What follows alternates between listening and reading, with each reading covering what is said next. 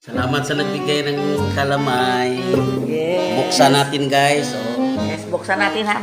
Buksan para makasabi sila nga may laman talaga. Thank you sa nagbigay, siyempre. Isod. Laman natin ang pan. Nagkayuring. Palaman sa pan. Nagkayuring kapag ka.